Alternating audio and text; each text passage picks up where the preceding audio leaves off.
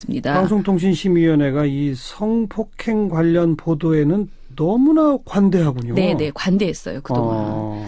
그리고 이제 종편 시사 토크쇼에 가면요, 성범죄가 더 흥미롭게 전달이 됩니다. 어서 오세요. 안녕하세요. 오늘은 어떤 주제 살펴볼까요? 예, 오늘은 그 서지현 검사의 성추행 경험 폭로, 예. 이것과 더불어서 성폭력 보도의 문제점을 한꺼번에 쭉 이야기해 보려고 합니다. 네네. 예, 지난달 29일에 서지현 창원지검 통영지청 검사가 JTBC 뉴스룸에 출연해서 아주 생생한 육성 인터뷰를 통해서 용기 있게 자신이 당한 성희롱, 그리고 그로 인해서 받았던 고통을 이야기를 했습니다. 그랬죠. 예. 예, 이날 오전 서 검사는 사실 검찰 내부 통신망에 먼저 관련 글을 올렸습니다. 그랬죠. 서 검사는 그 글의 말미에서 성폭력 피해자의 연대를 상징하는 미투 해시태그를 달면서 미투 운동이 세상에 큰 경종이 되는 것을 보며 내부 개혁을 이룰 수 있는 작은 발걸음이라도 됐으면 하는 소망, 간절함으로 이렇게 힘겹게 글을 쓴다라고 덧붙였습니다. 그리고 뭐 실제 지금 미투 운동이 엄청나게 있죠. 지금 퍼지고 있죠. 예. 그간 수많은 성폭력 피해자들이 용기 있게 사안을 폭로했지만 언론은 이런 증언을 가십성 이슈로 대충 소모하는 경우가 많았고요. 네. 또 구조적인 문제로 확장시키거나 문화와 제도를 바꾸는 데 도움이 되지 못했습니다. 오히려 언론이 성폭력 문제에 있어서 방관자이거나 2차 가해자 역할을 하는 경우도 많았고요.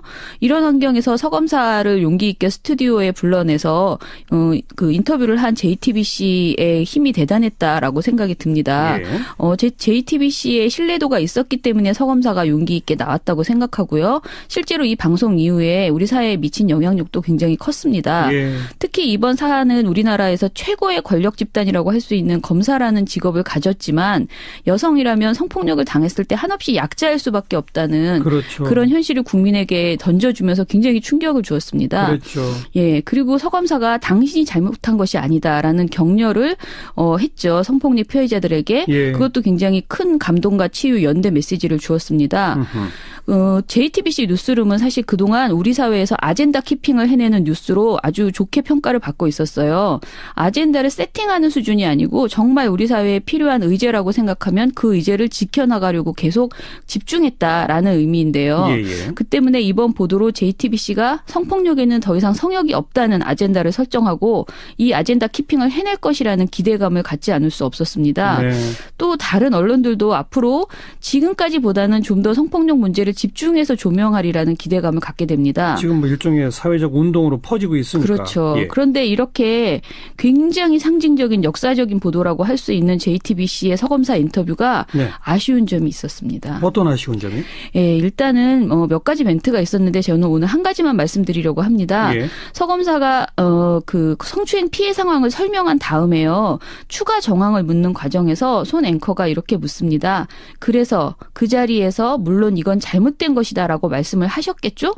이렇게 물었습니다. 아, 그런 질문을 했어요? 네. 그런데 예, 그냥 정확한 워딩입니다. 성폭력 피해자는 사실 수사기관과 법정 그리고 언론을 통해서 항상 이 말을 듣게 됩니다. 그렇죠. 얼마나 저항했는가, 얼마나 즉각적으로 충분히 비분관계해서 의사를 표현했는가를 추궁당하고 있는 것이 현실이에요. 예. 그리고 그 과정에서 피해자들은 항상 피해자임에도 불구하고 이유 없이 자신의 처신을 자책하는 그런 이중고를 겪었습니다. 네. 피해자가 당시 가해자의 행위에 적절히 대응했는지 여부는 성폭력 사건 그 자체의 본질과 무관한 것입니다. 당연하죠. 그래서 서 검사가 인터뷰에서도 거듭 말합니다. 범죄 피해자나 성폭력 피해자는 절대 그 피해를 입은 본인의 잘못이 아닙니다라고 2번이나 이야기를 했어요. 뭐 저항할 수 없고 네. 이거 잘못된 겁니다라고 말할 수 없고 그런 네. 상황에서 당하는 게 얼마나 많습니까? 예. 그리고 즉각적으로 항의하지도 못하는 것이 대부분이에요. 그러니까요. 예. 그런데 이런 발언을 함으로써 그 앵커가 굉장히 그 시종일관 조심스러운 태도를 취했음에도 불구하고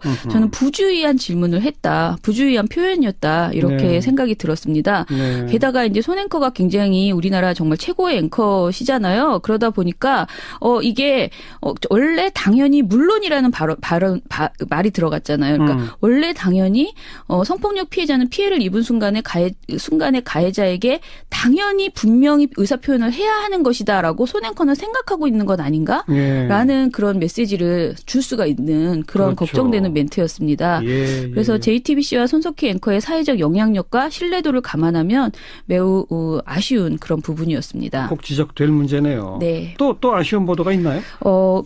사실은 저는 이 아쉬운 점을 이야기하는 게 굉장히 늘 걱정되는 게요. 늘 네. 좋은 의도를 가지고 잘 보도하려고 하는 보도에 대해서는 저는 되도록이면 칭찬을 하고 싶어요. 왜냐하면 그런 것들까지 아쉬움을 계속 지적을 하면 오히려 아예 이 이슈 자체를 피해버리는 그런 효과가 있거든요. 그래서 사실은 JTBC 보도도 제가 굉장히 아까 그 발언도 지적을 안 할까 고민을 많이 했었거든요. 네네. SBS 보도도 마찬가지입니다. SBS요? 네, SBS도 30일에 비슷한 일을 겪었다는 전직 여검사의 추가 증언을 단독 보도했습니다. 그런데 이 보도에서 앵커가 그 마지막 멘트로 뭐라고 하냐면요. 아무래도 검찰 내부의 문제를 밝히기 위해서는 용기 있는 제보가 더 있었으면 좋겠네요. 이렇게 말을 합니다. 어허. 그런데 사실은 이 말은 너무 언론으로서 저는 무례하다라는 느낌이 들었던 거예요. 왜냐하면 검찰 내부의 성폭력 문제가 공론화되지 않았던 이유가 피해자의 적극적인 제보가 없었기 때문은 아닙니다. 그것만은 아니죠. 네, 그동안 많은 사람들이 여러 가지 성폭력 관련된 제보를 했고요. 검찰은 과거에도 동료 여검사를 성추행한 검사들을 대상으로 터무니없는 솜방망이 처벌을 내리는 등의 황당한 행태를 반복해 왔습니다. 네네. 그리고 2014년에도 차장 검사가 여성 기자를 추행했는데 너무 가벼운 징계 처분이 내려져서 해당 기자가 차장 검사를 고소한 사례도 있었습니다. 그런데 이런 내용이 그동안 이슈화되지 못했을 뿐이에요. 그런데 용기 있는 제보를 요구하기 전에 언론 스스로 우리가 그동안 너무 성폭력 문제, 특히 검찰 내 성폭력 이런 권력 집단의 그 성폭력 문제는 좀 더 외면해 왔던 것은 아닌가 이런 점을 반성하고 성찰하는 것이 앞서야지. 언론의 자성이 먼저다. 네, 예. 근데 용기 있는 제보가 더 있었으면 좋겠네요. 이렇게 가볍게 이렇게 하는 게 굉장히 아쉽다라는 생각이 들었습니다. 근데 오늘 이런 사회적 분위기가 된 마당에 그동안 우리 언론의 성폭력 보도의 근본적인 문제점 이걸 짚어보시겠다고 했잖아요. 예. 어떤 문제들이 있었습니까? 그동안 아까 말씀드린 것처럼 우리 언론은 성폭력에 있어서만큼은 차라리 보도하지 않는 게 더 좋겠다라는 생각이 드는 보도가 아주 많았습니다. 민원연이 지적한 보고서에서는 정말 며칠에 한 번씩 성폭력 사건 관련해서 부주의한 문제점들이 많이 지적이 되어 왔어요. 어느 정도길래 아예 안 하는 게 낫다는 생각까지 하시게 됩니까? 한번 예를 들어볼게요. 일례로 경찰이 중등 여학생을 성폭행한 사건을 다룬 MBN 저녁 종합 뉴스에서 보도했던 게 있어요. 중학생 성폭력 2016년 5월 28일 보도인데요. 이 보도에서는 앵커와 기자, 현직 경찰의 인터뷰를 통해서 3번이나 보도 속에서 가해자의 일방적 주장인 합의에 의한 관계라는 표현이 사용됩니다. 이 기사의 인터넷판 제목은요.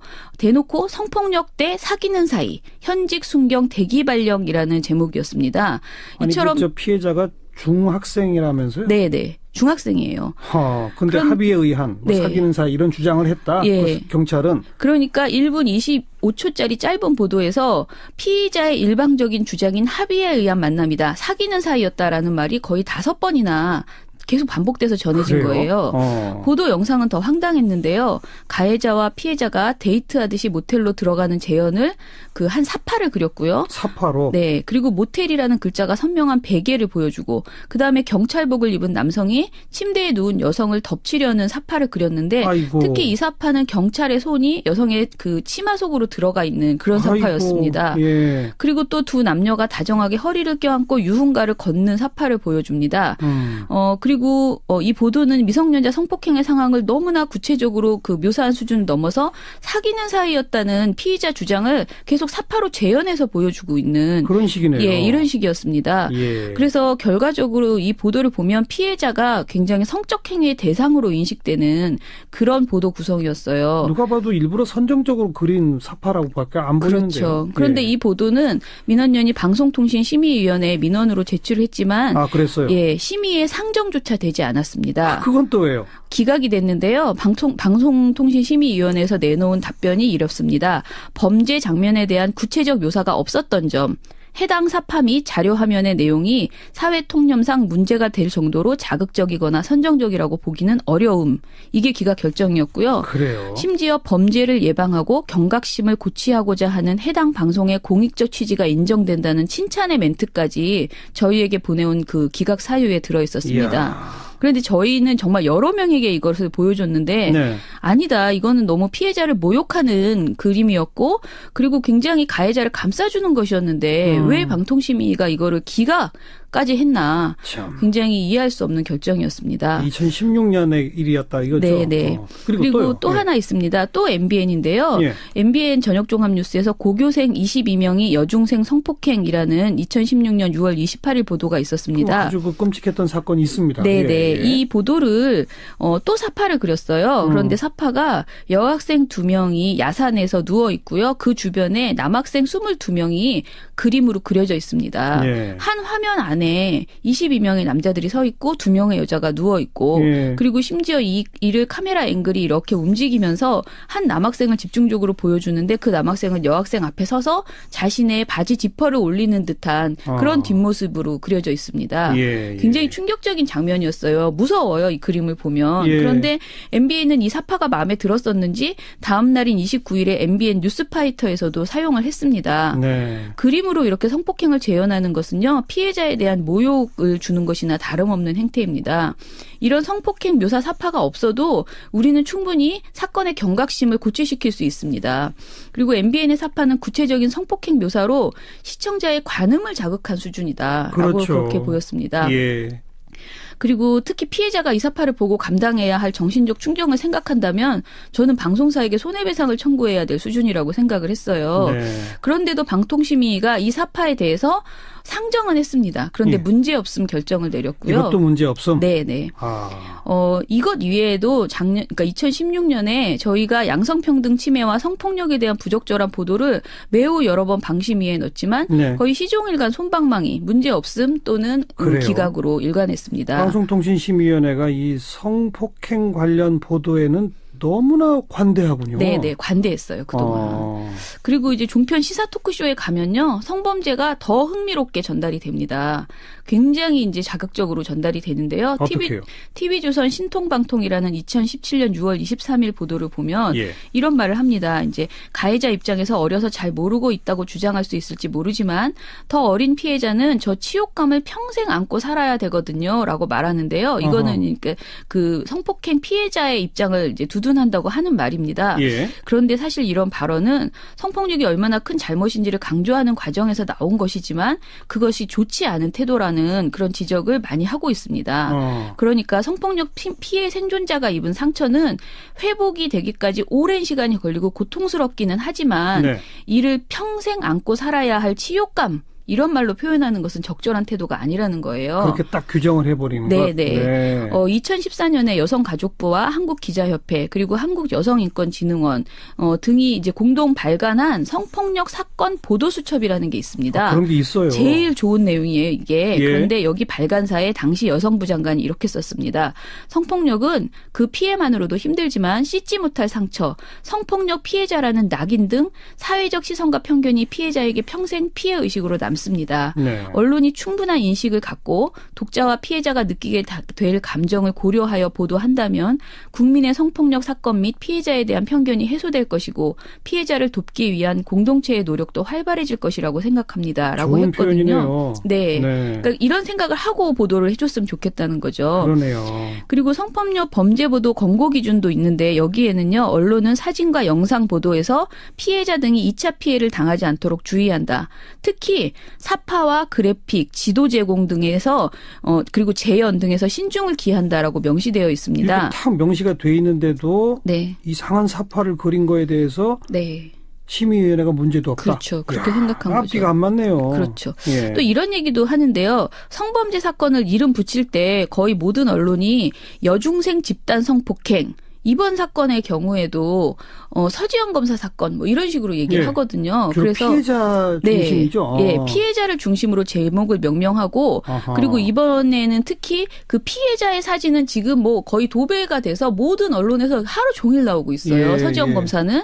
그렇지만 그 가해자라고 지목된 사람들은 이렇게 블러 처리돼 있거나 제대로 얘기가 안 되고 있어요. 네. 그래서 이 성폭행 사건을 보도할 때 이름을 붙이는 그 프레임 자체도 가해자로 하는 것이 차라리 낫고 특히 여중생 집단 성폭행, 섬마을 여교사 성폭행 이런 식으로 굉장히 뭔가 그 성을 이렇게 대상화하거나 야한 느낌이 드는 이런 식의 이름을 붙이는 것이 매우 부적절하다는 것이고요. 예. 가해자가 아닌 피해 생존인의 이름이나 정보를 가지고는 이름 짓지 않았으면 좋겠다라는 것입니다.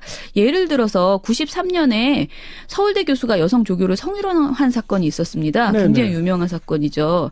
당시 언론은 이 사건을 우조교 사건이라고 불렀어요. 생각해 보세요. 다 우조교 사건이라고 불렀어요. 그렇죠. 네, 그 가해자인 남자 교수는 사건의 중심에서 사라지고 항상 피해자만 주체로 떠올랐습니다.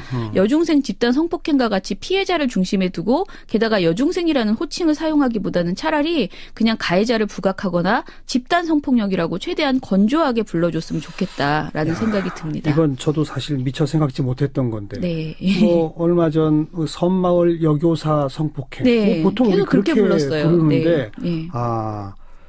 이름 붙이는 것부터 더 주의해야 되겠다. 네, 그랬으면 좋겠습니다. 네. 그리고 그동안 성폭력에 있어서 기계적 균형을 지키겠다면서 항상 가해자 발언 중심으로 보도해왔던 뉴스들이 많았고요.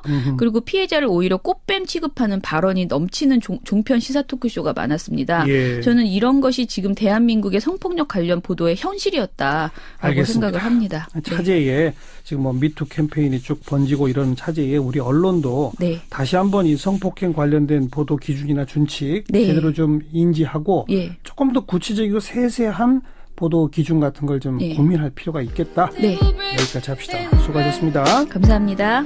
민주언론시민연합 김원경 사무처장이었습니다.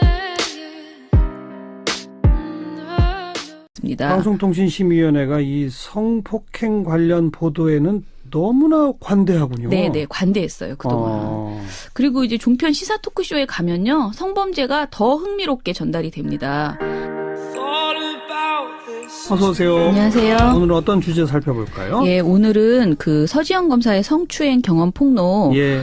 이것과 더불어서 성폭력 보도의 문제점을 한꺼번에 쭉 얘기해 보려고 합니다. 네네. 예, 지난달 29일에 서지현 창원지검 통영지청 검사가 JTBC 뉴스룸에 출연해서 아주 생생한 육성 인터뷰를 통해서 용기 있게 자신이 당한 성희롱 그리고 그로 인해서 받았던 고통을 이야기를 했습니다. 그랬죠. 예, 이날 오전 서 검사는 사실 검찰 내부 통신망에 먼저 관련 글을 올렸습니다. 그랬죠. 서 검사는 그 글의 말미에서 성폭력 피해자의 연대를 상징하는 미투 해시태그를 달면서 미투 운동이 세상에 큰 경종이 되는 것을 보며 내부 개혁을 이룰 수 있는 작은 발걸음이라도 됐으면 하는 소망, 간절함으로 이렇게 힘겹게 그래서 그 자리에서 물론 이건 잘못된 것이다라고 말씀을 하셨겠죠?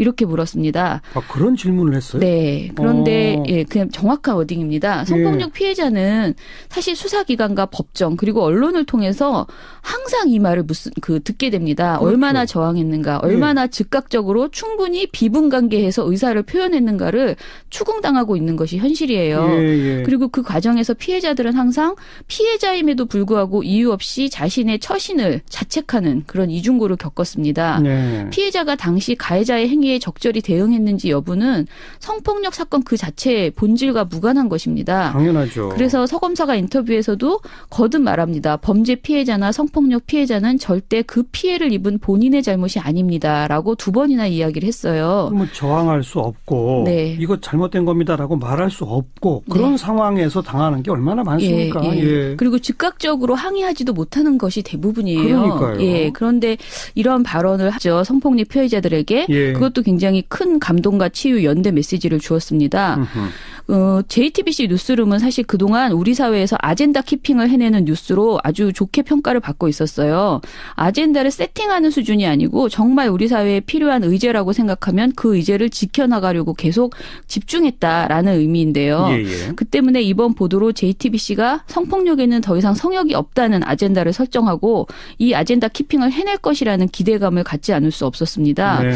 또 다른 언론들도 앞으로 지금까지보다는 좀 더 성폭력 문제를 집중해서 조명하리라는 기대감을 갖게 됩니다. 지금 뭐 일종의 사회적 운동으로 퍼지고 있으니까. 그렇죠. 예. 그런데 이렇게 굉장히 상징적인 역사적인 보도라고 할 수 있는 JTBC의 서검사 인터뷰가 네. 아쉬운 점이 있었습니다. 어떤 아쉬운 점이?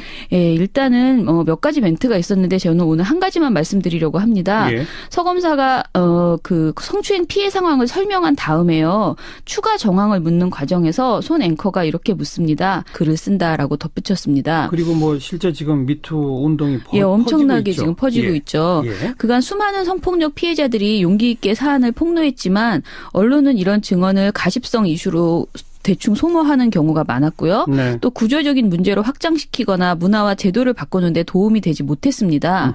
오히려 언론이 성폭력 문제에 있어서 방관자이거나 2차 가해자 역할을 하는 경우도 많았고요. 이런 환경에서 서검사를 용기 있게 스튜디오에 불러내서 그 인터뷰를 한 JTBC의 힘이 대단했다라고 생각이 듭니다. 예. JTBC의 신뢰도가 있었기 때문에 서검사가 용기 있게 나왔다고 생각하고요. 실제로 이 방송 이후에 우리 사회에 미친 영향력도 굉장히 컸습니다. 예. 특히 이번 사안은 우리나라에서 최고의 권력 집단이라고 할 수 있는 검사라는 직업을 가졌지만 여성이라면 성폭력을 당했을 때 한없이 약자일 수밖에 없다는 그렇죠. 그런 현실을 국민에게 던져주면서 굉장히 충격을 주었습니다. 그렇죠.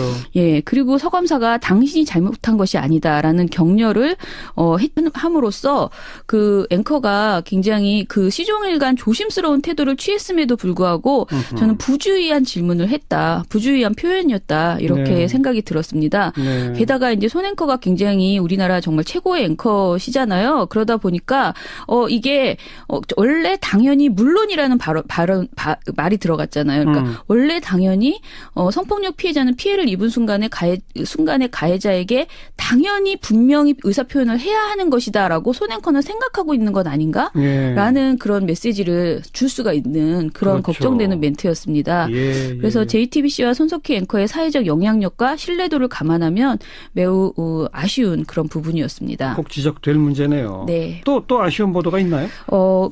사실은 저는 이 아쉬운 점을 이야기하는 게 굉장히 늘 걱정되는 게요. 늘 네. 좋은 의도를 가지고 잘 보도하려고 하는 보도에 대해서는 저는 되도록이면 칭찬을 하고 싶어요. 왜냐하면 그런 것들까지 아쉬움을 계속 지적을 하면 오히려